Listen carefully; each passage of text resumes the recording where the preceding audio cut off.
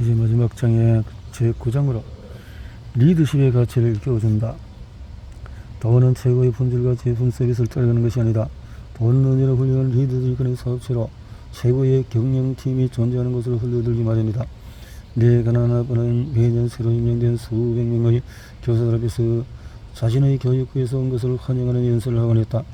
아직 어린 소년이지만 나는 단성에서 연설한 아빠의 모습에서 당당한 자신감과 정직함을 느낄 수 있었다. 강당 모든 사람들이 아빠의 연설에서 조용히 귀 기울이는 모습을 보면 그렇게 자랑스러울 수가 없었다. 나는 또 내 부자 아빠가 산에 회합에서 수백 명이나 되는 직원들 앞에 앉혀놓고 강연하는 모습도 여러 번 보았다. 그러자 나 역시 뒷줄에 앉아서 부자 아빠가 회사 정력진과 주요 투자가들에게 자기 사업의 과거, 현재, 미래성을 세세히 설명해주는 모습을 지켜보았다. 비록 어린 나이였지만 나는 단순히 말하는 능력 이상의 뭔가 중요한 게 있음을 깨달았다. 그것은 바로 상대방을 리드하고 현금을 벌어넣는 능력이었다. 만화의 도가 마케팅 사업의 교육 프로그램을 조사한 결과 나는 그들의 개발하고 훈련시키는 중요한 기술 가운데 하나가 리더십이라는 것을 알았다. 누구에나 리더십은 잠재되어 있다. 그러나 그것을 개발할 수 있는 훈련 과정과 시간, 기회를 실제로 가질 수 있는 사람은 매우 적다. 그래서 극히 소수의 사람들만의 삶에서 매우 중요한 이 기술을 발휘하고 있는 것이다. 내 가난한 아빠가 말을 하는 사람들은 많이 있다 하지만 흡인력 있게 청중을 끌어모으는 사람은 거의 없다라고 한 말은 옳다. 또 부자 아빠는 이렇게 말했다. 돈은 언제나 리더십을 가진 자를 따라간다. 돈을 많이 벌고 싶다면 먼저 리더십을 키워라. 리더십은 선택 사항이 아니다. 내 부자 아빠는 또 이렇게 말하곤 했다. 모든 사부면에는 각각 리더들이 있다. 그러나 내게 사부면 모두에서 리더십이 성공의 필수적인 요건이 되는 것은 아니지. 리더십이 반드시 필요한 것은 비사부면이라는 의미다. 비사부면에서는 리더십이 선택 사항이 아니라 필수 자질이란다. 돈은 최고 품질 제품과 서비스를 따라가는 게 아니다. 돈은 언제나 훌륭한 리더들이 이끄는 사업체로 최고의 경영팀이 존재하는 것으로 흘러들기 마련이다. 현금흐름 사부면의 각 사부면에는 모두 리더들이 존재한다. 예를 들어서 내 가난한 아빠는 이 사부면에서 매우 활력이 넘치고 적극적인 리더였고 부자 아빠는 비와 아이 사부면의 리더였다. 내가 아주 어릴 때부터 두 아빠 모두 리더십의 중요성을 강조했다. 그래서 내게 보이스카우트 가입이나 스포츠 경기 참가, 군대 입대 등을 적극적으로 권유했다. 지금 생각해보면 나의 직업적인 경제적인 성공이 가장 큰 영향을 주었던 것은 학교에서 배운 교과 과목들이 아니라 보이스카우트, 스포츠팀, 군대 등에서 받은 훈련들이다. 1970년대 초에 내가 군복무를 마치고 비사부면의 사업에 뛰어들려고 준비했을 때 부자 아빠는 비사부면에서 성공하려면 리더십을 반드시 갖춰야 한다고 강조했다. 나는 군대 생활을 마치고 제대하던 날 기지의 정문을 나서면서 이런 의문을 품었다. 과연 지금 내가 가진 리더십으로 충분할까? 제대 후에 내가 어떤 일을 겪었는지 아는 사람이라면 내가 보이스카우트나 스포츠팀, 군대에서 받은 리더십 훈련만으로는 비사부면의 사업에서 부딪히는 도전들을 감당하기는 역부족이었음을 잘 알 것이다. 네트워크 마케팅 사업의 가장 큰 가치 중의 하나는 그것에서 제공하는 리더십 훈련 과정이다. 그들은 비즈니스에서 가장 중요한 기술 리더십을 개발할 기회와 시간, 교육을 제공한다. 비사부면에서 성공하기 위해서는 없어서는 안 될 필수적인 리더십 말이다.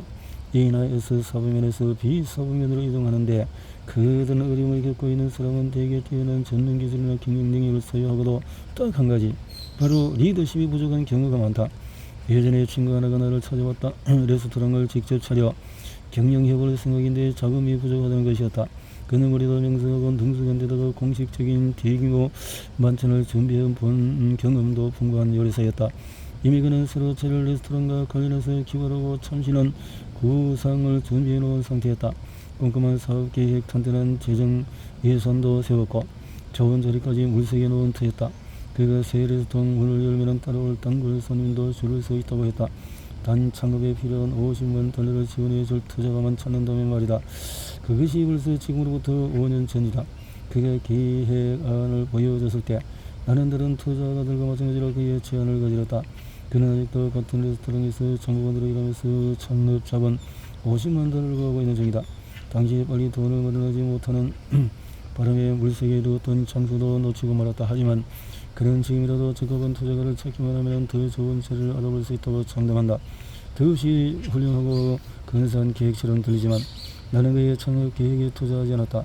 다른 투자가들이 그에게 투자하지 않은 이유까지 내가 알 수가 없지만 내가 투자를 거절한 이유는 얘기해 줄 수가 있다. 이유는 간단하다. 유명한 투자자가 되려고 생각했기 때문이다. 다시 말해서 그의 레스토랑 사업이 성공할 가망성이 거의 없어 보였다. 첫째로 그는 경험도 풍부하고 매력과 카리스마가 넘치는 사람이었다. 하지만 상대에게 자신감을 불어넣는 리더십이 부족했다. 둘째로 그가 레스토랑을 차려서 훌륭히 경영해 나간다고 할지라도 과연 대규모 레스토랑 체인 사업으로 성공할 수 있을지 의심스러웠다. 그가 이렇게 말했던 것은 바로 자신감이 부족했기 때문이다. 나는 꼭 성공할 거야. 하지만 반드시 소규모로 운영을 해나갈 생각이야. 현금으로 사보면에서 S, B 사보면 사이의 차이는 바로 그 규모에 있다. 예를 들어서 누군가가 나는 저 아래 6번가에서 바인가가 만나는 모퉁이의 햄버거 가게를 생각합니다라고 말한다면 그는 S타입의 사업과 사고방식에서 오랫동안 길들여져 말이 옳다고 생각하는 사람이다. 하지만 나는 전 세계 주요 도시의 중심과 모퉁이마다 햄버거 가게를 내고 싶습니다. 그리고 가게 이름을 맥도날드라고 붙일 겁니다 라고 말하는 사람은 다르다. 같은 햄버거 가게라 하더라도 이 사람의 영혼은 비사업면에서 사업을 구성하고 있기 때문이다. 다시 말해서 똑같은 햄버거 장사라지만 다른 사업면에서 사업을 하는 것이다. 내부자분은 이렇게 말하고 했다. 가게를 내고 싶은 모퉁이 수위의 차이가 나는 만큼 그들의 리더십의 차이가 있는 거란다. 셋째로 내가 투자한 금액을 해소할 수 있을지 의심스러웠다. 그 사업이 반드시 실패할 것 같아서만은 아니다. 내 투자 금액 회수를 확신할 수 없었던 이유는 그가 성공을 하더라도 늘 소규모 사업으로 머물 것 같았기 때문이다. 설령 투자 금액을 되돌려보는다 해도 상당히 오랜 시간이 걸릴 것이고 그것은 투자한 돈을 가능한 한 빨리 회수한다는 내 투자 원칙에 위배되는 일이었다. 그러면 내 돈은 한 군데 묶여서 다른 투자 대상에 재투자하기가 불가능해진다. 이러한 개념을 투자 자본의 속력이라고 한다. 내가 투자를 하지 않은 또 다른 이유는 그의 사업이 소규모로 머문다면 내 투자액 역시 크게 불릴 수 없게 뻔하기 때문이다. 만일의 사업이 대규모로 성장해서 50만 달러가 수백만 달러로 불어날 가능성이 있다면 아마 나는 신나게 투자했을 것이다. 하지만 그에게는 사업을 크게 확장시킬 만한 리더십이 부족이기 때문에 내 돈을 불릴 수 있을지 확신할 수 없었다. 이런 것이 바로 S에서 B 사업면의 사업으로 옮겨가는 데 필요한 리더십 기술이 부족했기 때문에 치러야 하는 대가인 셈이다. 내부자분은 이렇게 얘기했다. 돈은 최고 품질의 제품과 서비스가 있는 사업을 따라가는 게 아니다. 돈은 언제나 훌륭한 리더들이 이끄는 사업체로 최고의 경영팀이 존재하는 곳으로 흘러들기 마련이다. 내가 투자하지 않은 네 번째 이유는 그는 언제나 자신이 팀원들 가운데서 가장 똑똑하게 한다고 생각했기 때문이다. 그는 자존심이 꽤 강한 사람이다. 내 부자아빠는 종종 이렇게 말했다. 내가 팀의 리더이면서 그 팀에서 가장 똑똑한 사람이라면 그 팀은 분명히 뭔가 문제가 있는 것이다. 부자아빠의 얘기는 대부분의 S타입에서는 우두머리가 가장 똑똑하고 유능하다는 의미다. 우리가 병원에서 가서 진료를 받을 때 접수원이 아니라 의사를 찾아간다는 사실을 떠올려보기 바란다. 비사업면에서는 리더십이 무엇보다도 중요하다. B타입의 사람은 자신보다도 훨씬 더 똑똑하고 경험이 많으며 능력에 뛰어난 사람을 다루고 관리해야 하기 때문이다. 나는 부자아빠가 전교 교육을 제대로 받은 적이 없음에도 불구하고 자신의 사업을 위해서 많은 은행가, 변호사, 회계사, 투자 좋은 것들을 능숙하게 다루는 것을 보았다. 그들 대부분은 석사학위, 일부는 박사학위를 갖고 있었다. 다시 말해서 부자아빠는 사업을 이끌기 위해서 자신보다 훨씬 학력이 높은 다양한 분야의 전문가들을 리드하고 감독해야 했던 것이다. 또 사업의 성공을 위해서 자신보다 훨씬 부자인 사람을 능숙하게 다뤄야 할 때도 많았다. 대개 S타입의 사람들은 고객이나 의사, 변호사 같은 자신의 동료 또는 그 아래 사람들만 잘 다루면 된다고 생각한다. 하지만 비사업면으로 성공적으로 옮겨가기 위해서는 리더십 기술의 획기적인 도약이 반드시 필요하다. 그에게는 리더십이 특히 선택사항이었다. 어느 날 그 친구가 내게 전화를 해서 왜 자기에게 투자를 하지 않느냐고 물었다. 나는 위에서 말한 4가지 이유를 대강 설명해줬다. 그러자 그는 다소 기분이 상했는지 이렇게 말했다. 나는 세계 최고의 교육을 받았더니 전 세계 요리사들이 다 네 길을 꿈꾸는 전문 요리 학교를 졸업해서 게다가 수년 동안 주방 경험을 쌓았을 뿐만 아니라 레스토랑 총책임자로 일한 경력도 있네. 이런 내가 리더십이 부족하다는 게 말이 되나? 그러나 내가 자존심과 자신감, 리더십이 셋이 적절하게 조화를 이루면 성공할 수 있다고 차근차근 설명해주자. 그는 내 말의 핵심을 이야기 시작하는 것 같았다.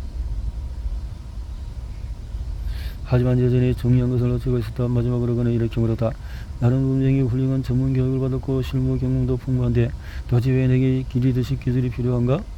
내가 네트워크 마케팅 회사는 사업 교육뿐 아니라 리더십 개발의 교육도 제공하니 한번 참여해보라고 조언하자. 그는 그룹 화를 냈다.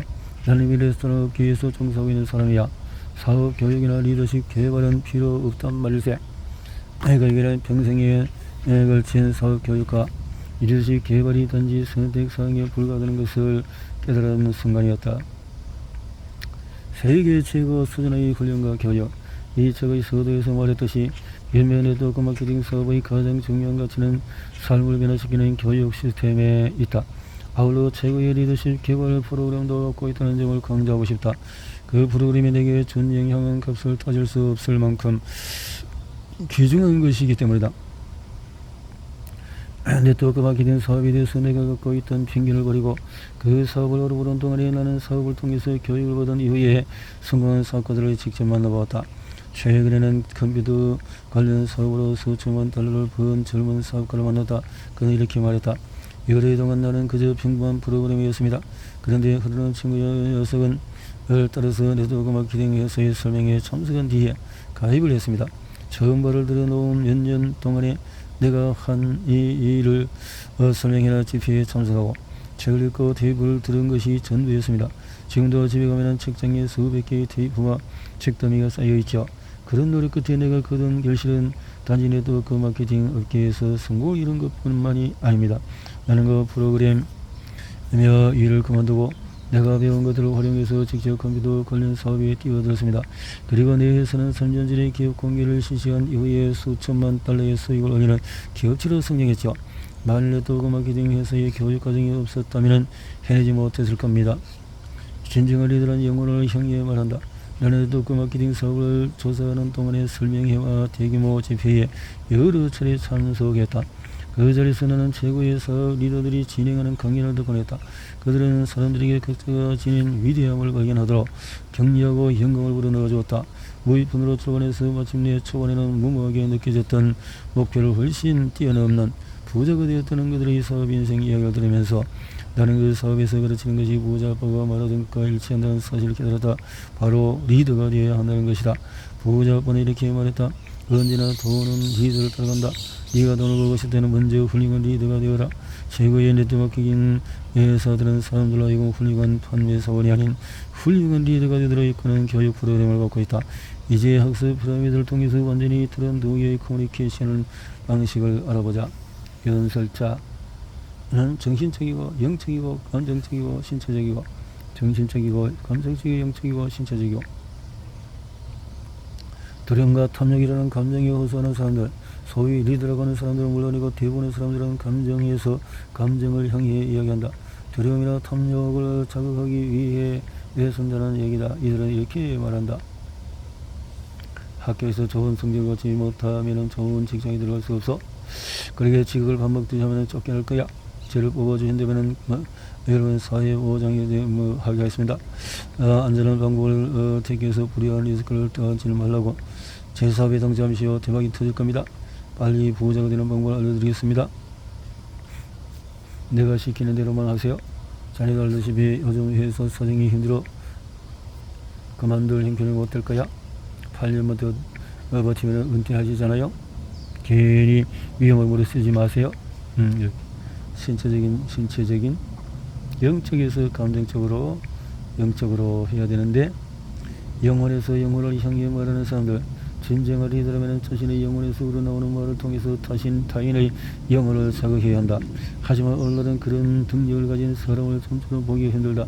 드물긴 해도 우리는 훌륭한 리더들이 남긴 말들을 되새겨볼 수는 있다.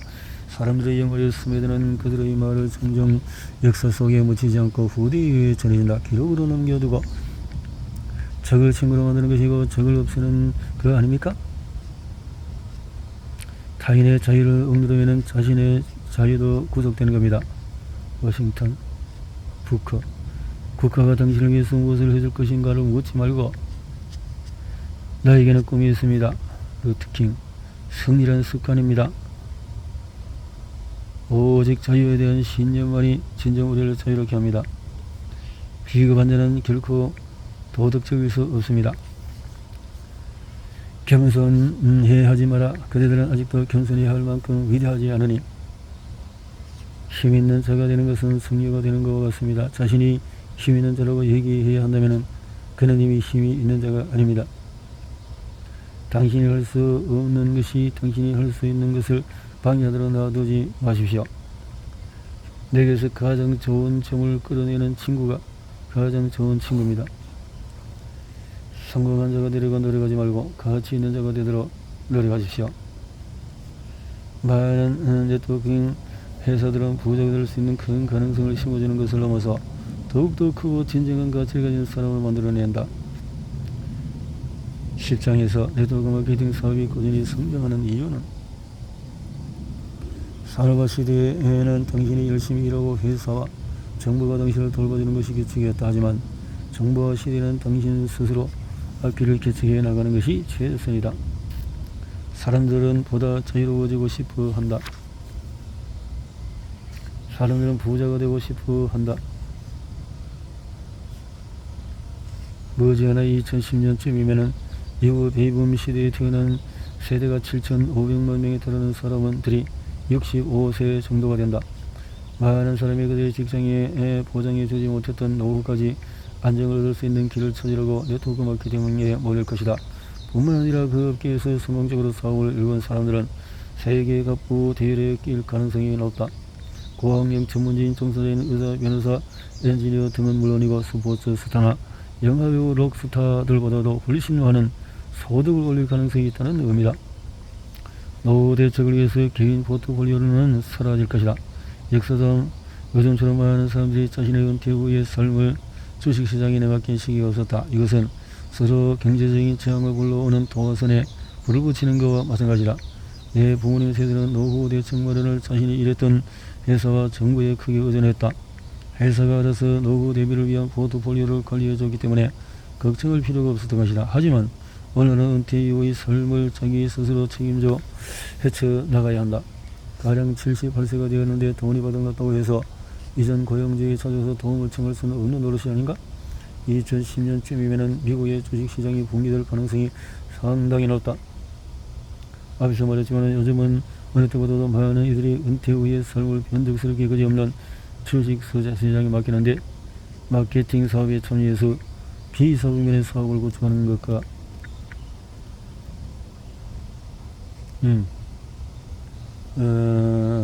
같은 방법 말이다.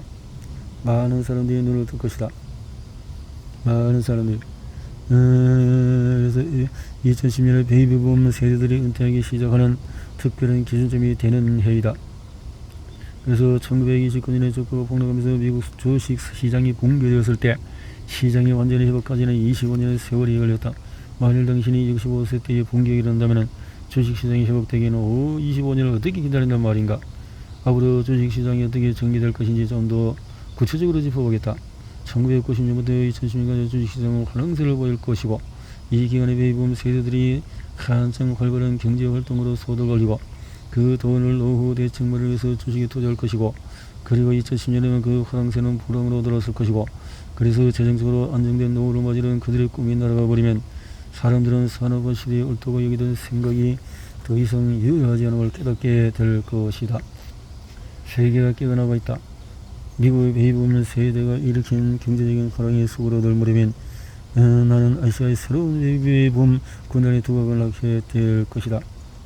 베이비붐 사람들은 돈을 벌면 종종 자기 IQ까지 높아진 것으로 착각하는데 그렇게 스스로 더 영리해졌다고 생각하고 어리석은 일을 저지르기 시작하지.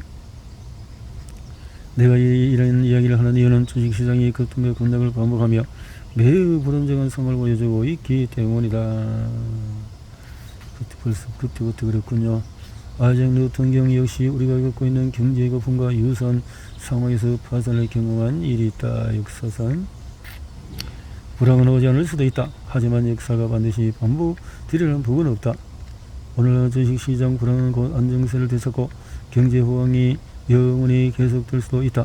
여도고 막히는 사업을 찾는 사람들이 오히려 잘못된 선택을 하고 있으며 자신의 인생과 재정적인 안정을 혼자 힘으로 해결하려는 것은 잘못된 판단인지도 모른다. 당신의 직장과 정부, 주식, 시장, 당신을 제대로 된 방향으로 이끌 수 있는 것일 수도 있다. 돈을 빌려다가 주식시장에 자신의 미래를 거는 것이 경제적인 안정을 얻기 위한 최선의 길일지도 모른다. 지속적인 교육과자도 행운에 자신의 삶을 내맡기는 편이 현명할지도 모른다. 하지만 내 생각은 다르다. 역사적으로 보면 대개 호황에 뒤이어서 불황이 찾아왔다. 대부분의 사람들은 그다지 반가운 얘기가 아닐 것이다. 하지만 일부에서는 오히려 희소식이 될 수 있다. 네트워크 마케팅 사업의 장점 가운데 하나는 전 세계를 활동 영역으로 삼는다는 사실이다. 책을 끝내며 그럭저럭 성공한 사람과 진정으로 크게 성공한 사람은 그들이 가진 꿈의 크기가 차이가 난다. 당신의 삶을 변화시키겠다고 마음 먹어라.